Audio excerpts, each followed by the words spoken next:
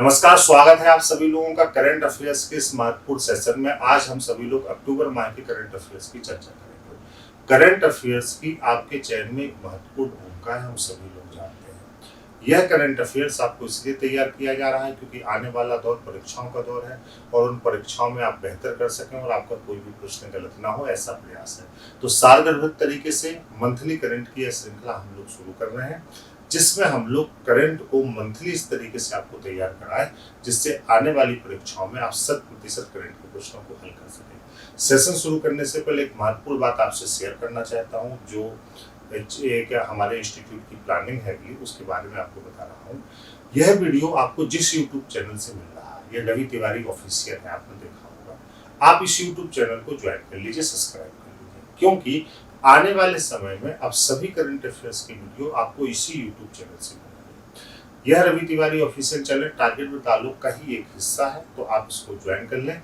आने वाले समय में रटलो हो गया, मंथली हो गया, कल परसों से जो भी करंट के कार्यक्रम आप लोगों की तैयारी के लिए होंगे वो इसी यूट्यूब चैनल से आपको प्रेषित किए जाएंगे, भेजे जाएंगे। तो बाद में आप ये ना कहना कि सर हमें नोटिफिकेशन नहीं मिला, हमें जानकारी नहीं मिली। तो करंट की विस्तृत श्रृंखला हमेशा इसी चैनल से संपादित होगी, तो आप इस चैनल को पहले सब्सक्राइब कर लीजिए सभी लोग। और आइए हम लोग इस महत्वपूर्ण सेशन की शुरुआत करते हैं। तो आज हम अक्टूबर माह के करंट अफेयर्स को देखेंगे। 3 भागों में बांट के हम लोग अक्टूबर माह के करंट अफेयर्स को पढ़ रहे हैं, जिसमें राष्ट्रीय है, अंतर्राष्ट्रीय है और प्रमुख दिवस है।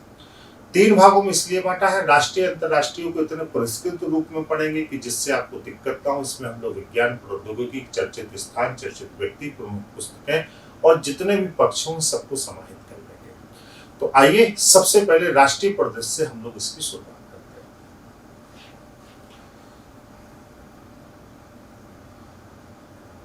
राष्ट्रीय परिदृश्य, इसका पहला टॉपिक है आपका महात्मा गांधी की 152वीं जयंती।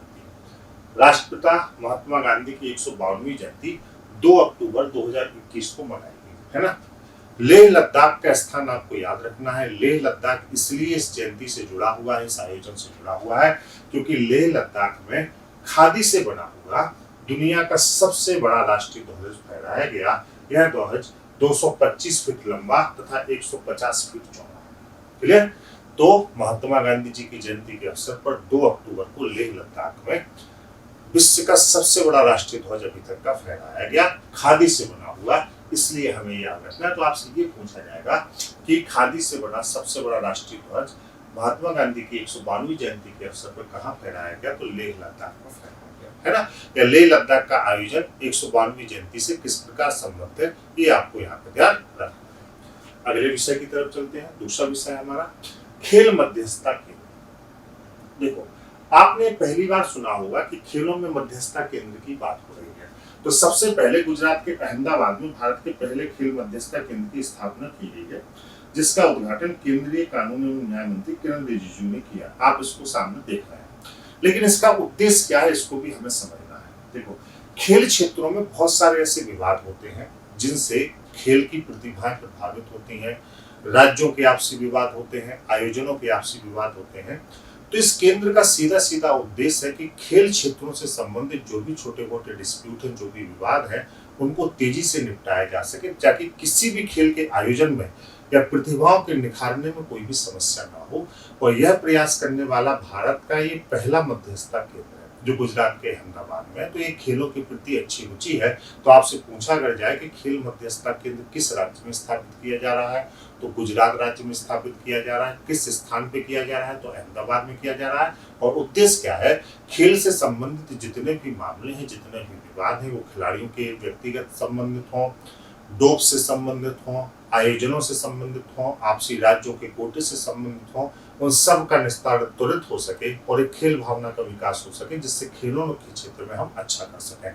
तो याद रखना है, खेल मध्यस्थता केंद्र स्थान, चर्चित स्थान में अहमदाबाद, भारत के पहले खेल मध्यस्थता केंद्र की शुरुआत। तीसरा है यहाँ पे जो टॉपिक है अपना, महाबाहु ब्रह्मपुत्र नदी विरासत केंद्र। ठीक है, बहुत महत्वपूर्ण टॉपिक है। उपराष्ट्रपति श्री एम वेंकैया नायडू जी ने असम के गुवाहाटी में, कहां पर बेटा, असम के गुवाहाटी में महाबाहु ब्रह्मपुत्र नदी विरासत केंद्र का उद्घाटन किया। नदियों को पुनर्जीवित करने, नदियों के महत्व को रेखांकित करने के लिए, नदियों को पुनर्जीवित करने के लिए, नदियों की विरासत को बचाने के लिए उनको नुकसान न पहुंचाया जाए, बल्कि हम उनके मूल स्वरूप में उनको प्राप्त कर सकें, इस पर एक शक्तिशाली तंत्र बनाने की जो है वकालत की यहाँ पर उपराष्ट्रपति जी ने। और उसी क्रम में इन्होंने इस विरासत केंद्र का उद्घाटन किया। कहाँ पर बताइए? असम। तो एक महत्वपूर्ण आयोजन था ये। इससे जुड़ी हुई कुछ और जानकारी मैं आपको दे देता हूँ। स्कूल पाठ्यक्रम में भी जल संरक्षण के रूप में नदियों का जो संरक्षण है, जल संरक्षण है, इसको शामिल होना चाहिए। नदियों की विरासतों को शामिल होना चाहिए। देखिए, हमारे यहाँ नदियों को धार्मिक चीजों से जोड़ा जाता है, जल को भी हम धार्मिक ईश्वर के रूप में स्वीकार करते हैं। तो जल का महत्व, जल, अग्नि और वायु का महत्व हमारे यहाँ सीधे सीधे धार्मिक और पौराणिक चीजों से जुड़ा हुआ है। पवित्र चीजें हैं, महत्व की चीजें हैं, और हमारे धर्म में इनको साक्षी का प्रतीक माना गया है, सत्य और साक्ष्य का प्रतीक माना गया है। इसी क्रम में ये विरासत केंद्र का जब उद्घाटन हुआ तो उपराष्ट्रपति वेंकैया नायडू जी ने मजबूती से इस पक्ष को रखा कि देखो, save water and save daughter. तो यहाँ पे सेव वाटर को ले लीजिए। जल संरक्षण एक प्रमुख महती जरूरत है वर्तमान विश्व की, और इसको प्राथमिक समय से ही स्कूली पाठ्यक्रमों में हमें जो है शामिल करना चाहिए, जिससे जो नौजवान बड़े हो रहे हैं पढ़ के, वो जल संरक्षण के महत्व को समझ सके। ठीक है, तो ये कहाँ पर हुआ? तो ये असम में हुआ बेटा, असम के गुवाहाटी में हुआ। आगे बढ़ते हैं। सुदर्शन भारत परिक्रमा। ठीक है, चलिए। केंद्रीय गृह मंत्री जी अमित शाह ने 2 अक्टूबर को लाल किले से एनएसजी की अखिल भारतीय कार्यरैली को रवाना किया, जिसे सुदर्शन भारत परिक्रमा नाम दिया। अब आप ये समझिए बेटा कि सुदर्शन भारत परिक्रमा है क्या। ठीक है, जैसे बहुत सारे ऐसे शहीद हैं जो गुमनाम हैं, उनका बलिदान भी गुमनाम हो गया है ना। स्वतंत्रता सेनानियों के जज्बे को पुनर्जीवित करने के लिए जो शहीद है उनके बलिदान को, जो गुमनाम शहीद है उनके बलिदान को रेखांकित करने के लिए, उनके प्रति सम्मान प्रेषित करने के लिए, उनके महत्व को जन सामान्य से परिचित कराने के लिए, और जो हमारे स्वतंत्रता सेनानी है, स्वतंत्रता संग्राम सेनानी है, उनके कार्यों के भी महत्व को बताने के लिए, रेखांकित करने के लिए सुदर्शन भारत परिक्रमा यात्रा का प्रारंभ किया गया। यह इसका प्रमुख उद्देश्य है। क्लियर? तो कहां से किया गया? 2 अक्टूबर को लाल किले से किया गया। उद्देश्य क्या था? जो हमारे स्वतंत्रता संग्राम सेनानी हैं, या बहुत सारे ऐसे सेनानी हैं जो गुमनाम हैं या कहीं खोए हुए हैं, उनके महत्व को, उनके कार्यों को, देश के लिए जो उन्होंने कार्य किया, जो बलिदान किया, उसको रेखांकित करना इसका प्रमुख उद्देश्य है ना। तो स्थान बेटा याद रखिएगा, लाल किले से, है ना, दिल्ली के लाल किले से। आईटी सक्षम भुगतान एवं लेखा प्रणाली प्रबल। ठीक है, रक्षा मंत्रालय रक्षा लेखा विभाग द्वारा प्रबल नामक आईटी सक्षम भुगतान एवं लेखा प्रणाली विकसित की है ना। ये प्रबल जो है बेटा, एक ऐप के रूप में भी है और पोर्टल के रूप में भी है। ठीक है, तो एक भुगतान प्रणाली है, डिजिटल भुगतान प्रणाली, सुरक्षित लेन देन के लिए आईटी सक्षम भुगतान एवं लेखा प्रणाली विकसित की है, जिसका नाम क्या है? प्रबल। और किसने विकसित की है? रक्षा मंत्रालय ने इस प्रणाली को क्या किया है? विकसित किया है। क्लियर है? चलिए अगले की तरफ हम लोग चलते हैं। अगला है बेटा आपका रामगंगा नेशनल पार्क। ठीक है, पहले तो आपको ये जान लीजिए कि जो रामगंगा है बेटा, यह एक 12मासी नदी है। ठीक है, जो जिम कॉर्बेट पार्क के अंदर से बहती है। तो रामगंगा जो है यह एक 12मासी नदी है, मतलब 12 मास से बहती है नदी है, जो जिम कॉर्बेट नेशनल पार्क के अंदर बहती है। ठीक है, ये लगभग 100 किलोमीटर का सफर तय करके आके और फिर यहाँ पे प्रवेश करती है। इसी नदी के नाम पर ये जो पार्क है, बहुत बड़ा पार्क है बेटा, जो बाघ संरक्षण के लिए प्रसिद्ध है, बाघ संरक्षण के लिए जाना जाता है। और इस पार्क का नाम बदलकर जिम कॉर्बेट नेशनल पार्क का नाम बदलकर रामगंगा नेशनल पार्क रखा गया, इस नदी के नाम पर। यह नदी जब इस नेशनल पार्क के मध्य से गुजरती है तो यह बहुत ही सुंदर लगती है। और आपने देखा कि बहुत सारे सैलानी भी ऐसे हैं जो यहाँ पर घूमने जाते हैं, समय समय पर जिम कॉर्बेट की यात्रा करते हैं, वहाँ पे अलग अलग तरीके से प्रकृति की खूबसूरती को देखते हैं। अगर आप रामगंगा की 3 सहायक नदियां हैं जो अक्सर आपसे पूछी जाती हैं, उनका भी नाम रख लें, पालेन, मंडल और सोना नदी। कौन कौन सी बेटा? पालेन, मंडल और सोना नदी। इनको भी आप याद रख लें, ये उत्तराखंड में ही बहती है। और ये 3 रामगंगा की क्या है बताइए? ये सहायक नदियां हैं जिसको आपको याद रखना है। ठीक है, चलिए। बाघों के संरक्षण के लिए विश्व प्रसिद्ध जो अभ्यारण्य है, पार्क है, जो लगभग 521 किलोमीटर में फैला है। 521 किलोमीटर में ये बात फैला है और इसका नाम बदल दिया गया। तो उम्मीद है कि यहाँ पर आपको ये चीज एकदम क्लियर हो गई होगी।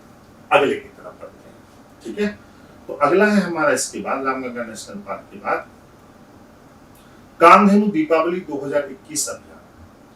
आप बहुत दिन से बेटा देख रहे हैं क्लियर कि सरकार लगातार ये प्रयास कर रही है कि स्वदेशी वस्तुओं का विक्रय किया जाए। दीपावली जब भी आती है तो आपने देखा है कि दीपावली पर हम सबसे अनुरोध करते हैं कि देश के लोगों से बनी हुई लाइट को खरीदें, देश के लोगों से बने हुए दियों को खरीदें, स्वदेशी को अपनाएं, जिससे कि भारत की अर्थव्यवस्था का प्रसार हो सके। इसका प्रमुख उद्देश्य था बेटा जो आपकी गौ आधारित अर्थव्यवस्था है, गौ आधारित अर्थव्यवस्था को प्रसार करना। ये टर्म्स आप याद रखिएगा, गौ आधारित अर्थव्यवस्था को क्या करना, प्रसार करना। तो गाय के गोबर से, है ना, दीपक लैंप और लक्ष्मी गणेश की मूर्तियां जो बनी हैं, इन मूर्तियों को बढ़ावा देना कि लोग खरीदें। इस अभियान की शुरुआत की गई केंद्र सरकार द्वारा, जिसको नाम दिया गया कामधेनु दीपावली 2021 अभियान। तो स्पष्ट किया मैंने कि इसका सीधा सीधा अर्थ था गौ आधारित अर्थव्यवस्था एवं गौ संस्कृति को पुनर्जीवित करना, पुनर्निर्माण करना इसका, और इससे ही भारत विश्व गुरु का बन जाएगा। तो गौ आधारित अर्थव्यवस्था और गौ संस्कृति, इसको मजबूती से पुनर्जीवित कर इस पुनर्निर्माण करना, जिससे भारत एक बार स्वयं फिर से एक बार क्या बन सके, विश्व गुरु के रूप में स्थापित हो सके। ठीक है, तो आजादी के अमृत महोत्सव में इस प्रकार के कार्यक्रम शुरू किए जा रहे हैं। तो ये भी आजादी के अमृत महोत्सव का कार्यक्रम था। आजादी के अमृत महोत्सव की शुरुआत मैंने आपको पहले भी बताया है कि हाँ, 75 वर्ष पूरे होने के 75 सप्ताह पहले की गई है। और ये ढेर सारे जो कार्यक्रम है आजादी के अमृत महोत्सव का ही क्या है बेटा, हिस्सा है। इसको भी आप बेटा याद रखना है। ठीक है, चलो। हाँ, पंचगव्य तत्वों से बने हुए स्वदेशी सामान पर जोर है। वही पंचगव्य तत्व का मतलब गोबर और बाकी उससे जो जरूरी जो है सामग्री है उनसे बने हुए स्वदेशी सामानों पर जोर है। इसका एक प्रमुख जो है एक कार्यक्रम था जो मैंने आपसे डिस्कस किया। क्लियर है? चलिए, अगला है आपका ई मछली बाजार फिश वाले ऐप। तो देखो, भारत का पहला ई मछली बाजार फिश वाले ऐप लॉन्च किया गया। तो यहाँ पे आपको दो चीजें याद रखनी है कि किस राज्य में लॉन्च किया गया और इसका उद्देश्य क्या है। देखो बेटा, यह लॉन्च किया गया असम राज्य द्वारा। असम राज्य द्वारा इसको लॉन्च किया गया। यह भारत का पहला है, भारत का पहला है। ठीक है, इसका उद्देश्य क्या है कि जो मत्स्य पालन समुदाय है बेटा, मत्स्य पालन समुदाय को समान रूप से एक बड़ा बाजार मिल सके मछलियों की बिक्री के लिए। वह जो शिकार करते हैं, जो मछलियां इकट्ठी करते हैं अपने जो है व्यापार के लिए, विनिमय के लिए, वो खराब ना हो। अगर एक जगह उनकी जरूरत कम है तो वो दूसरी जगह उनको पहुंचा सके और एक वैश्विक रूप से एक मार्केट मिल सके कम से कम अपने देश में। इसलिए फिश वाले ऐप उनके लिए है, जिसका लोगो आप यहाँ पर देख रहे हैं। बिचौलियों की भूमिका को पूर्णतः समाप्त करना, क्योंकि मेहनत कोई और करता है। एक राज्य से दूसरे राज्य में, एक स्थान से दूसरे स्थान में पहुंचाने में बिचौलियों की भूमिका बहुत सक्रिय थी, दलालों की भूमिका बहुत सक्रिय थी। तो यह समुदाय अपनी मेहनत का पूरा मेहनताना ले सके, इसको व्यापार में लाभ हो सके, इस समुदाय का व्यापार एक पटल पर आ सके, उसको ग्लोबल करने के लिए असम राज्य ने देश का पहला और अपनी तरह का पहला क्या बताओ फिश वाले ऐप को लॉन्च किया। राज्य सरकार द्वारा एक अच्छी पहल है इस समुदाय के लिए। और आप जानते हैं कि असम वगैरह में मत्स्य पालन एक प्रमुख व्यवसाय के रूप में वहां पर होता है और बहुत सारी जनसंख्या का जीविकोपार्जन का आधार है। ठीक है, तो फिश वाले क्लियर हो गया आपको। आगे बढ़ते हैं। फ्लोटिंग एटीएम की शुरुआत। तो एसबीआई ने जम्मू कश्मीर के श्रीनगर स्थित डल झील में फ्लोटिंग एटीएम की शुरुआत की। इससे पहले 2004 में एसबीआई ने केरल में भी फ्लोटिंग एटीएम को खोला था। तो इसका मतलब ये हो गया कि एसबीआई ने सबसे पहले, ये देख रहे हैं आप फ्लोटिंग एटीएम के बारे में, तैरता हुआ एटीएम आप यहाँ पे देख रहे हैं। तो सबसे पहले एसबीआई ने इसको 2004 में खोला था, कहाँ पे, केरल। और ये दूसरा इन्होंने अभी खोला है कहाँ पे बताइए, जम्मू कश्मीर में, चीन। तो एसबीआई द्वारा जम्मू कश्मीर का पहला है, लेकिन भारत का दूसरा है, भारत का सेकंड है दूसरा है, ठीक है, कहाँ पे, जम्मू कश्मीर में है, तो इसको भी आपको याद रखना, ठीक है। फिर मैं एक जरूरी जानकारी दे दूं आपको, करंट अफेयर्स का यह वीडियो आपको जिस यूट्यूब चैनल से मिला है, ये रवि तिवारी ऑफिशियल है, आप सभी लोग इस यूट्यूब चैनल को सब्सक्राइब कर लीजिए। करंट की आगे से समस्त सामग्री इसी यूट्यूब चैनल पर आपको मिलेगी। अगर आप नहीं प्राप्त कर पाते हैं संपूर्ण सामग्री करंट के, जो 5 तरह के आपके करंट हैं, जो खेल के पुरस्कार जैसे 15 एपिसोड हैं अलग अलग हैं, जो मंथली करंट की श्रृंखला है वो अलग है, रटलो श्रृंखला है वो अलग है, करंट्स के मैराथन महामैराथन भी यही होंगे। आप इसको ज्वाइन कर लीजिए, सब्सक्राइब कर लीजिए, ताकि कोई भी कंटेंट आपसे छूटे ना। ये भी टारगेट विद ताल्लुक का एक चैनल है, जो चैनल की प्लानिंग के रूप में मैं ये सूचना आपके समक्ष रख रहा हूं। आगे बढ़ते हैं। पहला पौधा आधारित एयर प्यूरिफायर। प्रदूषण के इस समय में दिल्ली जैसे महानगर में अगर आपको रहना हो तो देखिए, हम सामान्य शहरों में सामान्य तरीके से रह रहे हैं, लेकिन आप दिल्ली वगैरह में जाइए तो आप देखेंगे वहाँ हर घर में प्यूरिफायर आपको रखना पड़ेगा। नहीं तो जब आप सुबह उठेंगे तो आपके मुंह जो है, उस मुंह अगर आप आधा घंटा बाहर देख लीजिए तो आपके मुंह में कड़वाहट सी होगी, है ना, आपके आसपास कुछ ऐसा जमा होगा जो ब्लैकिश होगा। तो वहां पर हवा को शुद्ध करना बहुत जरूरी है। और आप जानते हैं कि दिल्ली में प्रदूषण बहुत है, प्रयास किए जा रहे हैं, एयर प्यूरिफायर जरूरी है। अगर हमें प्राकृतिक एयर प्यूरिफायर मिल जाए तो क्या दिक्कत है। एक ऐसा ही पौधे के बारे में हम लोग यहाँ पे चर्चा करने चल रहे हैं, जो पहला पौधा आधारित एयर प्यूरिफायर। तो आईआईटी रोपड़ का, आईआईटी रोपड़ का मतलब रूपनगर, ये कहाँ पे, चंडीगढ़ में। चंडीगढ़ में एक जगह है जिसको हम लोग कहते हैं आईआईटी रोपड़। आईआईटी रोपड़, कानपुर और दिल्ली विश्वविद्यालय ने संयुक्त रूप से दुनिया का पहला पौधा आधारित एयर प्यूरिफायर विकसित किया है ना। हाँ, तो इसका नाम क्या है, अवरीथ लाइफ। नाम क्या है इसका बेटा, अवरीथ लाइफ दिया गया। तो अगर आपसे कभी ये पूछ लिया जाए कि अवरीथ लाइफ क्या है, तो आप तुरंत इसको कनेक्ट करेंगे कि अवरीथ लाइफ क्या है, पहला पौधा आधारित एयर प्यूरिफायर है ना, अवरीथ लाइफ, ठीक है, ये इसका नाम। आप देख रहे हैं सामने इसका चित्र है। यह घरों के अंदर हवा को शुद्ध करेगा। वैसे भी बहुत सारे अभी भी ऐसे पौधे आते हैं जो इंडोर प्लांट्स होते हैं, और ये माना जाता है कि वो हवा को शुद्ध करते हैं, और लोग अपने घरों में इसको रखते भी हैं। ऑक्सीजन की मात्रा को बढ़ा देते हैं, बहुत सारे प्लांट्स ऐसे आते हैं। लेकिन एक अलग तरीके का एक प्रयास है जो हवा को शुद्ध करेगा, है ना, एयर प्यूरिफायर की तरह। अच्छा है, जो है प्राकृतिक चीजों को अगर हम लोग चलाएं और हमारे स्वास्थ्य को लाभ हो सके तो बहुत बढ़िया बात है। और आने वाले समय में जिस तरीके से समय बढ़ रहा है, ये सब जो है प्रयास हमारे बहुत काम आने वाले हैं। श्री भक्ति वेदांत स्वामी प्रभुपद की 125वीं जयंती। इनके चेहरे को आप पहचान रहे हैं, ठीक है। सबसे पहले तो प्रधानमंत्री मोदी जी ने इनकी 125वीं जयंती पर 125 रुपए का एक सिक्का जारी किया। ये इनके सम्मान के रूप में है। बेसिकली श्री भक्ति वेदांत स्वामी प्रभुपाद जी इस्कॉन से जुड़े रहे हैं, हमेशा से इस्कॉन से संबंधित रहे हैं। और इन्होंने शुरुआत में धार्मिक पुनरुत्थान के लिए, सांस्कृतिक पुनरुत्थान के लिए 8 धार्मिक केंद्रों की स्थापना की थी, जिनकी संख्या आज बढ़कर 330 तक पहुंच गई है ना। न केवल देश में बल्कि 17 देशों में, अपने देश में नहीं, देशों की बात करें तो 17 देशों में इनके सांस्कृतिक केंद्र के जो अध्यात्म सेंटर है वो फैले हुए हैं। तो इनकी 125वीं जयंती थी, तो प्रधानमंत्री नरेंद्र मोदी जी ने इस्कॉन के संस्थापक श्री भक्ति वेदांत स्वामी प्रभुपाद की 125वीं जयंती के अवसर पर 125 रुपए का स्मारक जारी किया। एक और चीज समझ लीजिए, इस्कॉन का एक कार्यक्रम चलता है, जीवन के लिए भोजन कार्यक्रम। इनका एक कार्यक्रम चलता है जो एक बार आपसे लोअर पीसीएस में पूछा भी गया है, जीवन के लिए भोजन कार्यक्रम। भोजन, यह एक कार्यक्रम है, यह शुद्ध शाकाहारी कार्यक्रम है। यह विश्व का सबसे बड़ा सहायतार्थ भोजन कार्यक्रम है। यह विश्व का सबसे बड़ा सहायतार्थ भोजन कार्यक्रम है। ध्यान दीजिए, इससे बड़ा विश्व में कोई शाकाहारी भोजन सहायतार्थ कार्यक्रम नहीं।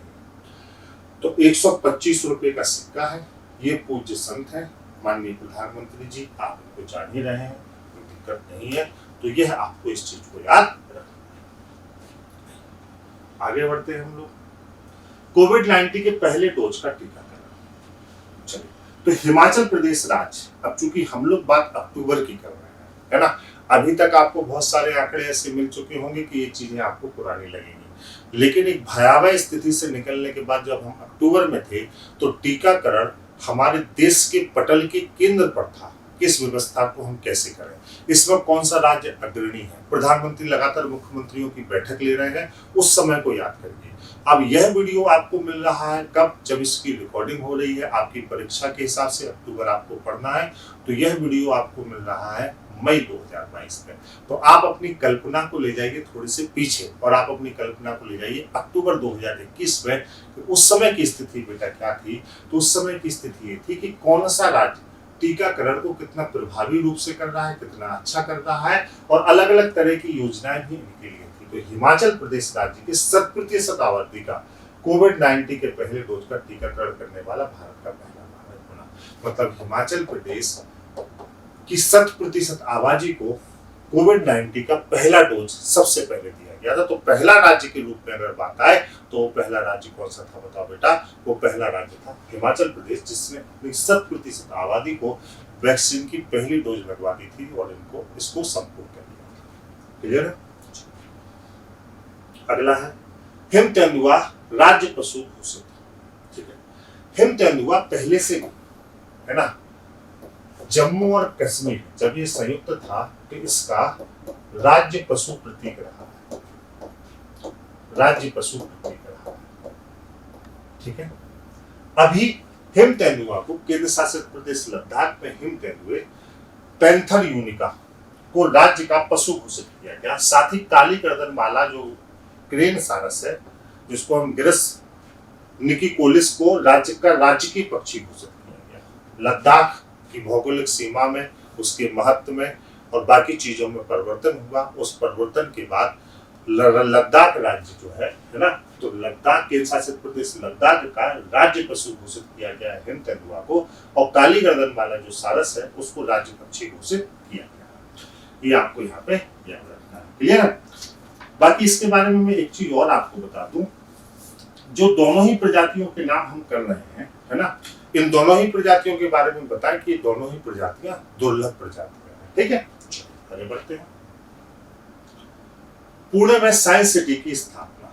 महाराष्ट्र सरकार ने छात्रों में वैज्ञानिक दृष्टिकोण को विकास करने के लिए पुणे में एक साइंस सिटी की स्थापना करने की घोषणा की। इस साइंस सिटी का नाम राजीव गांधी जी के नाम पर रखा गया। तो राजीव गांधी जी के नाम पर एक साइंस सिटी की जो है घोषणा की गई, जो विश्व स्तरीय साइंस सिटी होगी, विज्ञान शहर। और ये जो है कहाँ पे है, पिंपरी चिंचवाड़ में है। पुणे की अगर जगह आप लोग जानते हैं तो एक जगह है यहाँ पे पिंपरी, और इसको हम क्या कहते हैं, चिंचवाड़। पिंपरी चिंचवाड़ में यह एक विश्व स्तरीय विज्ञान शहर की घोषणा की गई है, जिनका नाम पूर्व प्रधानमंत्री राजीव गांधी के नाम पर रखा जाएगा। महाराष्ट्र सरकार ने घोषणा की पुणे में साइंस सिटी। ठीक है, चलो अगले की तरफ बढ़ते हैं हम लोग। तमिलनाडु में डुगोंग संरक्षण रिजर्व स्थापित। ठीक है, तो तमिलनाडु सरकार ने हाल ही में पाक की खाड़ी में भारत का पहला डुगोंग संरक्षण रिजर्व स्थापित करने की घोषणा की। डुगोंग एक समुद्री स्तनपायी जीव है, जिसकी तस्वीर आप यहाँ पर देख रहे हैं। देखिए, जिसे समुद्री गाय के रूप में भी जाना जाता है, या मन्नार की खाड़ी तथा पाक की खाड़ी में पाया जाता है।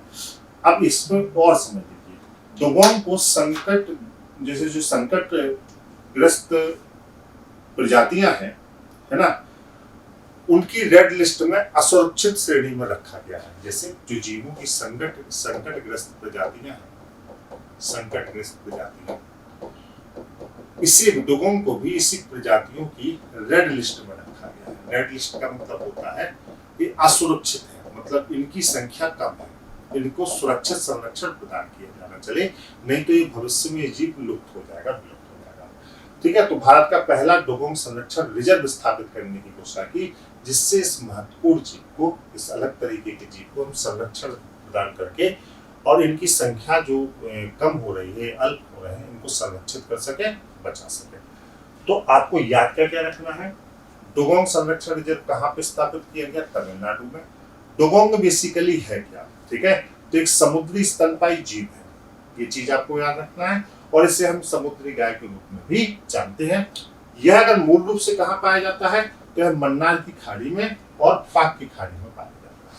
मन्नार की खाड़ी में और पाक की खाड़ी में पाया जाता है। क्लियर है? चलो अगला टॉपिक है आपका जैविक ईंट से भवन का निर्माण।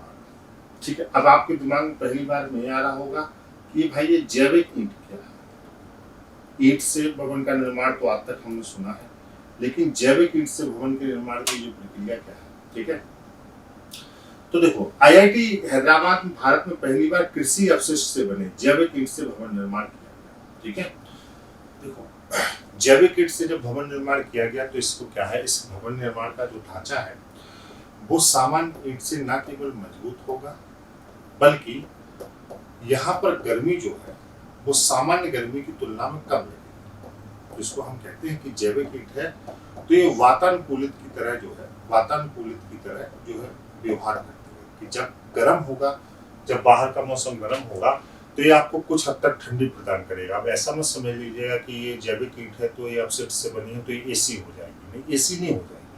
हाँ, लेकिन जब आप कच्चे घरों में रहते हैं, मिट्टी के बर्तन जिनके ऊपर खप्पर बना रहता है, तो जितनी गर्मी आपको इलाहाबाद में या महानगरों के शहरों में लगती है उतनी गर्मी गांव में नहीं लगती है ना, क्योंकि मटेरियल चेंज हो गया। यहाँ पर जैविक पहली बार कृषि अपशिष्ट से बने जैविक ईंट भी कुछ इसी प्रकार का प्रयास है जो मानव के रहने के लिए वातावरण के हिसाब से, ठीक है, पर्यावरण के हिसाब से जो सामान्य मकान बनता है उससे ज्यादा अनुकूल है और ज्यादा मजबूत है। ठीक है, तो यह आईआईटी कहाँ पे, हैदराबाद में। कहाँ पे प्रयास हुआ, आईआईटी हैदराबाद में। ठीक है, गर्मी को कम करने के लिए छत को पीवीसी सीट के ऊपर बायो ईंट से भी बनाया गया है। यह सामग्री की ताकत बहुमुखी प्रतिभा को प्रदर्शित करने के लिए bold unique idea lead development project का एक हिस्सा है ना। सरल शब्दों में समझिए, अच्छा है हम लोगों के जीवन के लिए कि हम लोग वर्तमान पारंपरिक चीजों से कुछ दूर निकले और इस तरीके के प्रयासों में शामिल। अगला है बेटा आपका, यहाँ इसके बाद की बात करते हैं तो अगला है आपका यहाँ पे ई राइट स्टेशन प्रमाणन। ठीक है, हाँ, तो भारतीय खाद्य सुरक्षा मानक प्राधिकरण FSSAI ने चंडीगढ़ रेलवे स्टेशन को 5 स्टार ईट राइट स्टेशन प्रमाणन प्रदान किया। यह यात्रियों को पौष्टिक और उच्च गुणवत्ता वाले भोजन उपलब्ध कराने के लिए दिया जाता है। हम दुनिया की प्रत्येक स्टेशन पर चले जाएं, हमें खाना मिलता है, लेकिन कैसे प्रेरित किया जाए कि खाना अच्छा होना चाहिए, और स्टेशनों को भी कैसे प्रेरित किया जाए कि यह मनुष्य के जीवन से, मनुष्य के स्वास्थ्य से जुड़ा हुआ, इसको आप बेहतर करें। तो एक प्रोत्साहन है ना, अगर गुणवत्ता अच्छी होगी तो आपको प्रोत्साहित किया जाएगा। तो ऐसा ही प्रोत्साहन यहाँ पे मिला है, किसको मिला है, चंडीगढ़ रेलवे स्टेशन को मिला है। इनको 5 स्टार ईट राइट स्टेशन प्रमाणन प्रदान किया। यह 5वां स्टेशन है ऐसा प्रमाणन प्राप्त करने वाला। इससे पहले प्रमाणन 4 स्टेशन को और प्राप्त हो चुका है, नोट कर लीजिएगा। सबसे पहले है आपका आनंद विहार टर्मिनल। आनंद विहार टर्मिनल कहाँ पर बताओ, दिल्ली। ANVT इसको हम लोग कहते हैं, जो लोग दिल्ली गए होंगे जानते हैं, इसको भी मिला है। दूसरा छत्रपति शिवाजी टर्मिनल मुंबई, छत्रपति शिवाजी टर्मिनल मुंबई को भी मिला है। ठीक है, हाँ, तीसरा मुंबई सेंट्रल रेलवे स्टेशन को भी मिला है ना। और चौथा बड़ौदा रेलवे स्टेशन को, तीसरा मुंबई सेंट्रल, इसको भी मिला है, और चौथा बड़ौदा रेलवे स्टेशन को भी मिला है, बड़ौदा रेलवे स्टेशन को भी मिला है। और 5वां जो है, 5वां चंडीगढ़ को मिला है। तो अभी तक कितने को मिल चुका है बेटा, 5 को मिल चुका है। ANVT, छत्रपति शिवाजी टर्मिनल, तीसरा क्या है मुंबई सेंट्रल, चौथा क्या है बताओ, बड़ौदा रेलवे स्टेशन, और 5वां किसको मिला है बताइए, चंडीगढ़ रेलवे स्टेशन को मिला है, FSSAI को। क्लियर होगी बात। चलो अगले की तरफ बढ़ते हैं बेटा। अगला हमारा टॉपिक है अक्टूबर में सबसे ऊंचाई पर मोटर युक्त सड़क का निर्माण। मोटर युक्त सड़क का निर्माण का मतलब है कि जहां पर वाहन चल सके। ठीक है, तो सबसे ऊंचाई पर कहां पर, 19,300 फीट की ऊंचाई पर, 19,300 फीट की ऊंचाई पर BRO द्वारा सड़क का निर्माण किया गया। सबसे ऊंचाई पर स्थित वाहन आवागमन युक्त सड़क का निर्माण किया गया है 1993। लेह को पेंगोंग झील से जोड़ता है।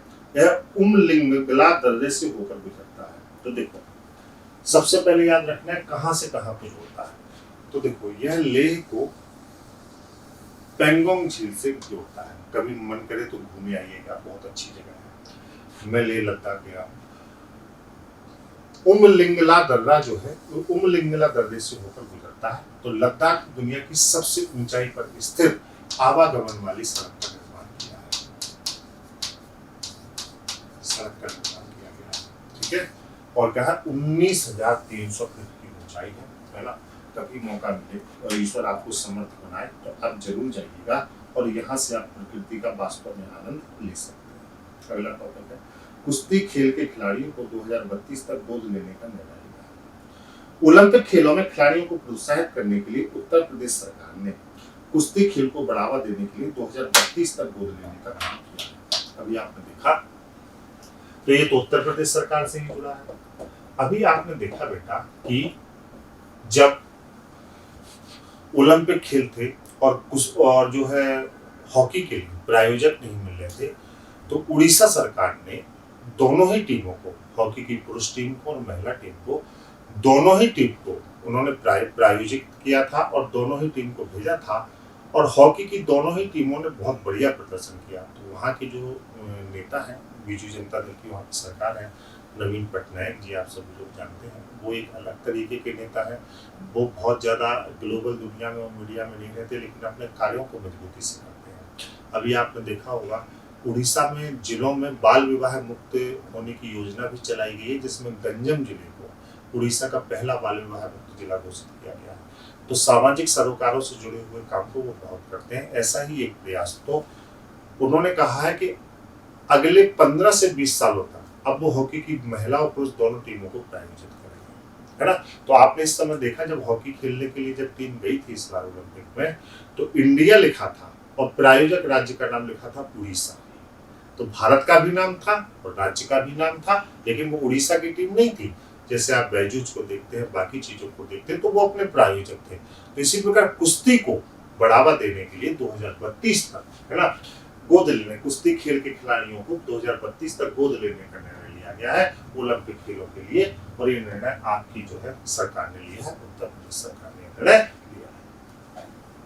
अगले पॉइंट पे चलते हैं बेटा, ध्यान देना है आपका। ओरांग राष्ट्रीय उद्यान, असम सरकार ने राजीव गांधी ओरांग राष्ट्रीय उद्यान से राजीव गांधी का नाम हटाकर ओरांग राष्ट्रीय उद्यान करने का निर्णय लिया है, ठीक है। हाँ, तो पहले इसका पूरा नाम था, तो आपको बस ये याद रखना है करंट में कि ये आपसे पूछा जाएगा कि ओरांग राष्ट्रीय उद्यान कहाँ किससे संबंधित, क्योंकि अब ये चर्चा में आ गया ना बेटा, इसके साथ परिवर्तन हुआ तो इसका मतलब ये हो गया कि अभी करंट से जुड़ गया। और अगर करंट अफेयर से जुड़ गया तो आपको तैयार रखना है कि ओरांग राष्ट्रीय उद्यान कहाँ पे है, बताइए, असम में। अब क्यों चर्चा में है, क्योंकि इसका पूरा नाम था क्या बताओ, राजीव गांधी ओरांग राष्ट्रीय उद्यान, उसको कर क्या दिया गया, अब यहाँ पे आते हैं ओरांग राष्ट्रीय उद्यान, इसको कर दिया गया। क्लियर है। हाँ, ओरांग टाइगर रिजर्व असम, सामने आप लोग देखो, क्लियर है। पत्रकार कल्याण कोष की स्थापना, छत्तीसगढ़ सरकार ने कोविड-19 के कारण जान गंवाने वाले पत्रकार के परिवारों को वित्तीय सहायता प्रदान करने के लिए पत्रकार परिवार कल्याण कोष की स्थापना का निर्णय लिया। और सभी सरकारों को ये करना चाहिए, क्योंकि पत्रकार आपकी अपनी जान पर खेलकर, है ना, समाज का चौथा स्तंभ है। और कुछ वास्तव में अच्छे पत्रकार हैं और कोविड में जान चली गई तो कुछ ना कुछ प्रयास सभी सरकारों को करना चाहिए। छत्तीसगढ़ सरकार ने कोविड कल्याण पत्रकार कल्याण कोष की स्थापना की है, जो कोविड से। अगला टॉपिक है किसान स्टोर। 68% से अधिक जनसंख्या खेती किसानी से जुड़ी हुई है, या हम लोग कहें प्राथमिक क्षेत्रों से जुड़ी हुई है। प्राथमिक क्षेत्र में जब भी बोलूं उसका मतलब होता है कृषि और उससे संबंधित क्षेत्र, जैसे कृषि हो गया, पशुपालन हो गया, मत्स्य पालन हो गया, कीट पालन हो गया। तो ग्रामीण क्षेत्रों में रहने वाली जो हमारी जनसंख्या है उसका प्रमुख आधार कृषि है और कृषि से संबंधित प्राथमिक क्षेत्र है, जिससे उसका जीविकोपार्जन चल रहा है। अमेजन ने सभी को सब कुछ दिया, है ना, ग्लोबल वस्तुओं की पहुंच हम लोगों तक बढ़ा दी, लेकिन हमारा जो कृषक समाज है उनको भी उन्नत बीज मिल सके, उन्नत उपकरण मिल सके, उनकी भी जरूरतें पूरी हो सके, वो भी समाज की मुख्य धारा में उसी रूप से शामिल हो सके और कृषि का भी आधुनिकीकरण हो सके। तो इसके लिए अमेजन ने भी प्रयास किया है और अमेजन एक ऐसा स्टोर लेके आया है जिसका नाम क्या है, आपको किसान स्टोर। ये अमेजन इंडिया ने लाया है, ठीक है। तो क्या है, किसानों को कृषि उपकरण भी गतिविधि पहुंच सुनिश्चित करने के लिए किसान स्टोर जो है लॉन्च किया है। उन्नत बीज मिलेगा, अच्छे उपकरण मिलेंगे, कृषि की नई तकनीक मिलेगी, नई पद्धति मिलेगी, हमारा किसान अच्छा होगा, ठीक है, बेहतर करेगा समृद्ध समृद्ध। अंतरराष्ट्रीय परिदृश्य पर बात करते हैं। World expo 2020। देखो, वर्ल्ड एक्सपो 2020 के बारे में जो हम बात कर रहे हैं तो ये 1 अक्टूबर से 31 मार्च 2022 तक दुबई में आयोजित हुआ। तो 1 अक्टूबर से 31 मार्च तक मतलब ये इसका आयोजन समाप्त हो चुका है। 2020 का था लेकिन कोविड की वजह से लेट हुआ, तो 1 अक्टूबर से शुरू हुआ। इसका विषय था कनेक्टिंग माइंड्स क्रिएटिंग फ्यूचर। तो ये विषय था, विषय को हम थीम कह सकते हैं। यहाँ पर प्रधानमंत्री नरेंद्र मोदी जी ने इंडिया पवेलियन का शुभारंभ किया। इसका उद्देश्य था ओपननेस, अपॉर्चुनिटी एंड ग्रोथ। खुला बाजार मिले, अपॉर्चुनिटी मिले और सब जो है क्या करें, विकास करें, सबको ग्रोथ मिले। कभी जीवन में मौका मिले, ईश्वर आपको इतना समृद्ध करे। तो एक खूबसूरत दृश्य आप देख रहे हैं, तो मैं चाहूंगा कि आप एक बार दुबई जरूर जाएं, इस एक्सपो को देखें, समझें इस चीजों को। आप जा सकते हैं, बहुत सारे लोग जाते हैं जिनकी यहाँ गाँव भी होती है। तो यह आपके बनने का, करने का समय है और इसके बाद जब घूमने का समय आएगा तो जरूर जाइएगा, ठीक है। तो इंडिया पवेलियन थीम की अगर बात हो बेटा, तो थीम ये connecting minds connecting the future. और ये उद्देश्य, कंफ्यूज मत होइएगा, ये क्या है, उद्देश्य है opportunity, openness and growth. Clear है? चलिए अगला भी लेते हैं विषय, आर्थिक आपातकाल की घोषणा। ये आज की बात नहीं है, श्रीलंका के विषय में, हमारा पड़ोसी है। आज से 3-4 दिन पहले आपने देखा कि यहाँ पर राष्ट्रपति, प्रधानमंत्री समेत सबने इस्तीफा दे दिया। इतनी बुरी स्थिति है, मूल आसमान छू रहे हैं सामान्य वस्तुओं के, बुनियादी खान पान की वस्तुएं नहीं मिल रही हैं, जो जरूरी आवश्यकता है वो भी पूरी नहीं हो रही है।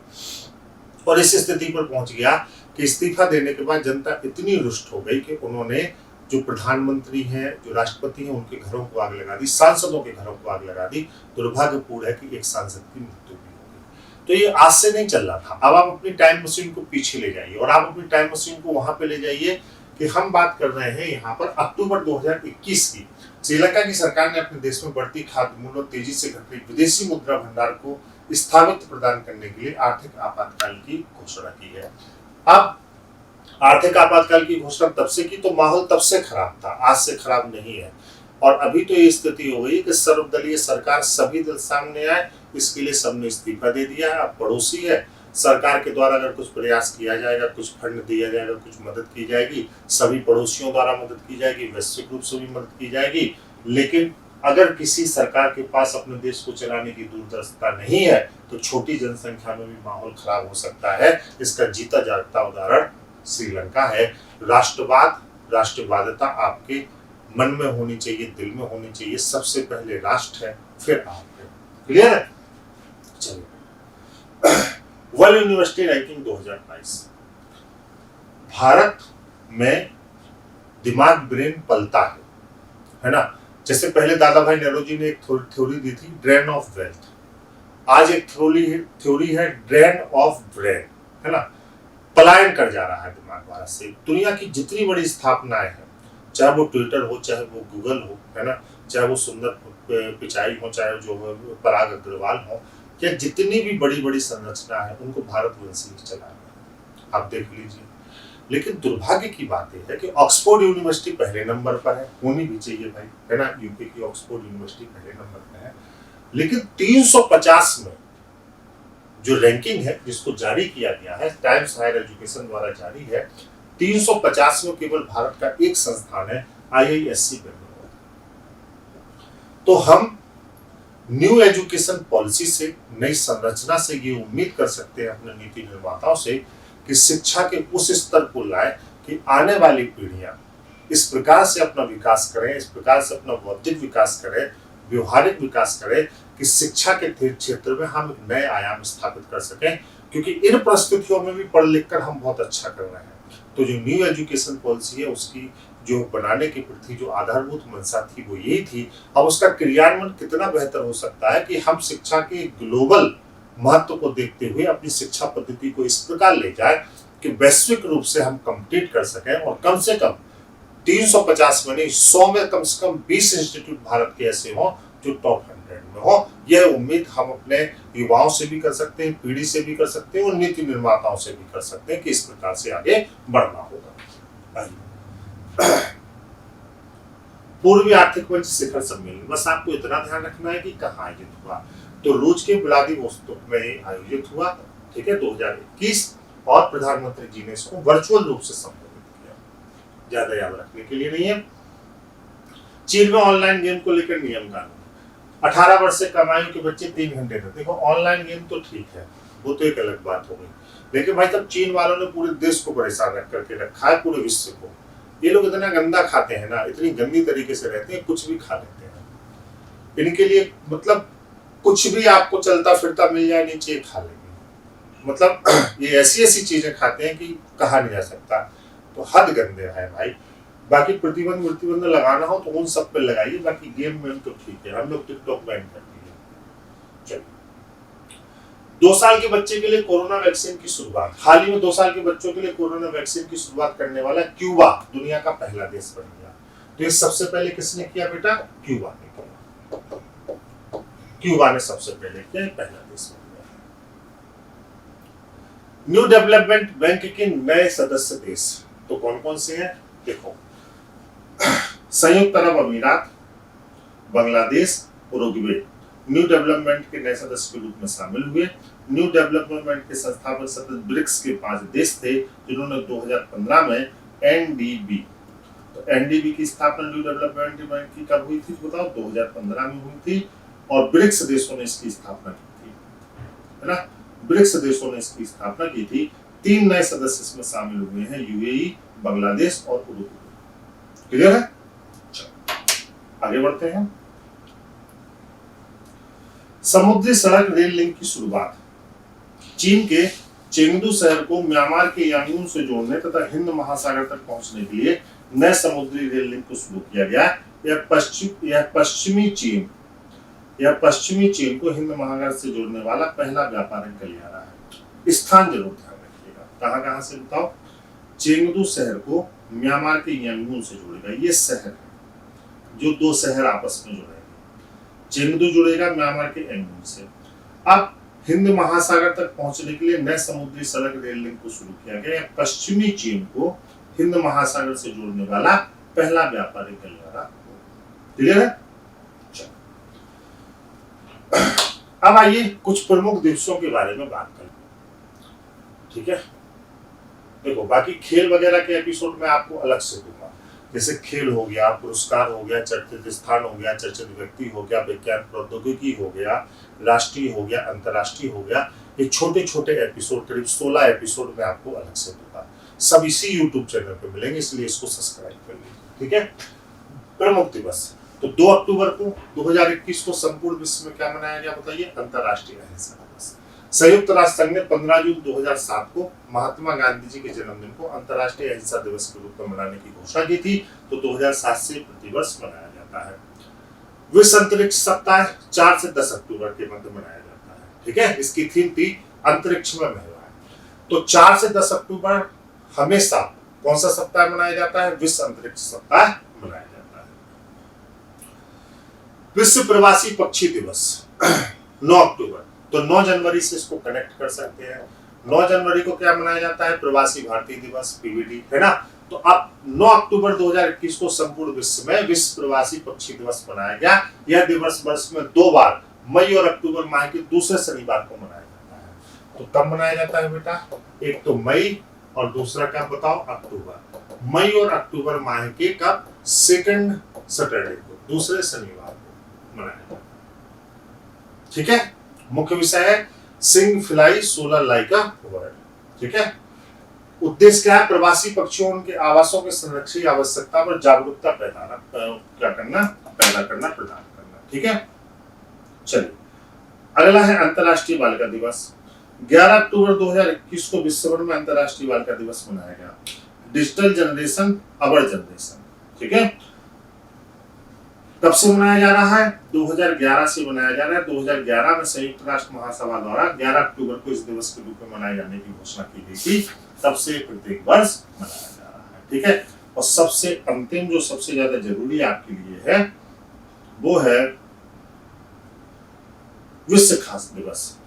तो 16 अक्टूबर को संपूर्ण विश्व में विश्व खाद्य दिवस मनाया गया। इसका उद्देश्य विश्व भर में भुखमरी को समाप्त करने हेतु जागरूकता फैलाना।